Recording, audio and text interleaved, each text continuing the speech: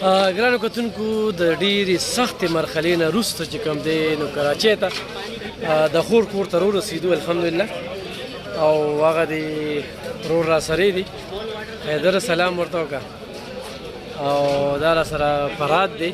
ډېرې سخته ټاکرم دغه کړه ډېرې سختې مرحلې نه او مېلمستون ته رالو کراچۍ مېلمستون دی او دا خلک زیاره داسې خلک راغلي دي ته وګورئ وړخته ګورې که نه دا عرفان بی دی عرفان بی چې کوم دی دا د ګاونډي دی که نه او دی به مونږ سبا دا ټوله کراچۍ به راته ښیي انشاءالله ماښام به م ګاډي ته درخېجئ ښه نو سبا به چې کوم دی نو مونږ سفر کوو سوري نو انشاءالله دغه مېلمستون کې به نن څه خورو